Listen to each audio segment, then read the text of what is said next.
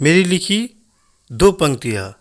मेरी जीत को बकवास मत समझना, मेरी जीत को बकवास मत समझना, मेरे अल्फाज को मेरा गरूर मत समझना।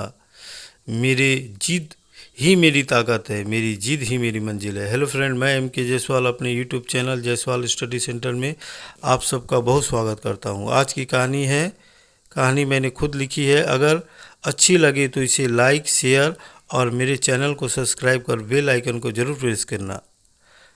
आज हम बात करेंगे एक ऐसे लड़के की जिसे जन्म लेते ही उसकी माँ गुजर जाती है और जब वह 7 साल का होता है तो उसके पिता की भी मृत्यु हो जाती है। अब उसका इस दुनिया में कोई सहारा नहीं था, इसलिए वह मजबूर होकर एक नाश्ते की दुकान में अब अपना पेट भरने के लिए काम करने लगता है। लोग उसे मनहूस पनौती कहते हैं। एक दिन काम करते समय उसके हाथ से एक कांच का बर्तन गिरकर टूट जाता है। उस पर दुकानदार उस पर क्रोधित होकर उसे मारता पीटता है और उसे सिर्फ 500 रुपये ही देकर निकाल देता है। लड़का बहुत मिन्नत करता है और माफ़ी मांगता है, इसके बाद भी दुकानदार का मन नहीं पिघलता। तब वह लड़का अपने मालिक से कहता है कि एक दिन मैं अवश्य ऐसा बनूंगा कि आपको भी मेरे पास झुकना पड़ेगा, ये जिद है मेरी, कहकर चला जाता है। चलते समय रास्ते में वह सोच रहा था कि अगर मैं 500 रुपया खर्च कर दूंगा तो मेरे पास कुछ नहीं बचेगा। मैं कलवाड़ का लड़का हूँ, इसलिए मुझे इस रुपये के साथ कोई छोटी मोटी व्यवसाय तो अवश्य कर लेनी चाहिए।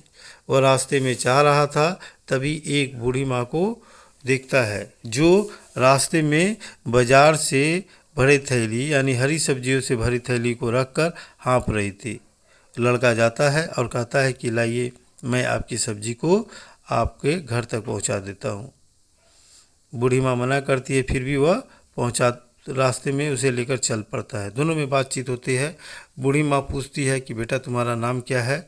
तो लड़का कहता है कि मेरा नाम मोहन है और अपनी सारी बात उसे बताता है। बूढ़ी माँ कहती है कि बाज़ार बहुत दूर है और सवारी भी नहीं है, जिसके कारण बाज़ार लाने में बहुत तकलीफ़ होती है। यह बात सुनते ही मोहन के दिमाग में यह आइडिया आता है कि क्यों ना यहीं पर हरी सब्जी की दुकान लगाया जाए, और वह तुरंत दूर दराज गांव में जाता है और वहां से सब्जियां खरीद कर लाकर वहीं पर हरी सब्जी का दुकान लगा देता है। लोग दूर जाने से बचने के लिए अधिक दाम देकर हरी सब्जी उससे खरीदने लगते हैं। नतीजा यह होता है कि मुनाफा 3 गुना 4 गुना हो जाता है। इस तरह देखते देखते मोहन के पास काफ़ी पैसा हो गया था और वह मेहनत करने से भी पीछे नहीं हट रहा था। अपनी दुकान में बढ़ते विक्रय को देखते हुए अब वह 2 लड़के को काम में रखकर बड़ा सब्जी विक्रेता बन गया था।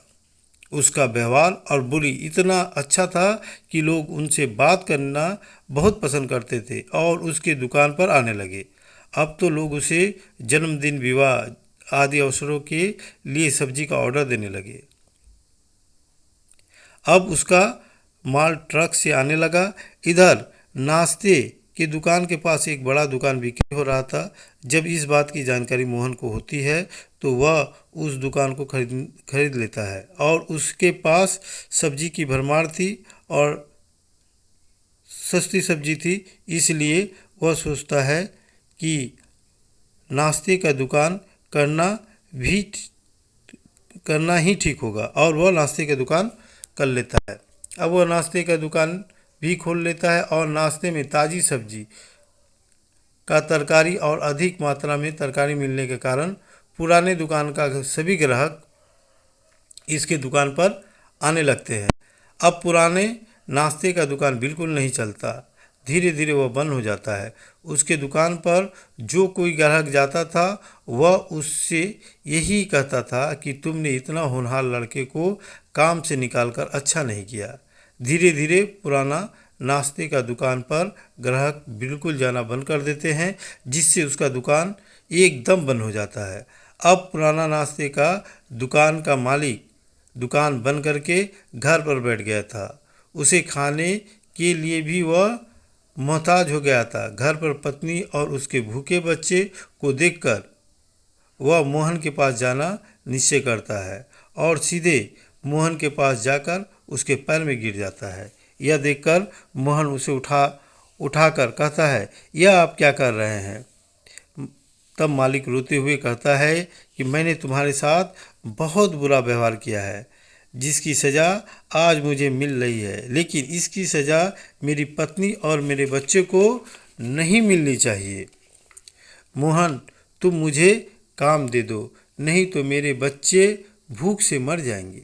इतना सुनते ही मोहन कहता है कि आज से आप मेरे इस नाश्ते की दुकान को चलाएंगे और मैं केवल रात में आकर हिसाब देखूंगा। और हाँ, आप नौकर नहीं हैं, इस नाश्ते के दुकान के व्यापार में आप 40% के पार्टनर हैं।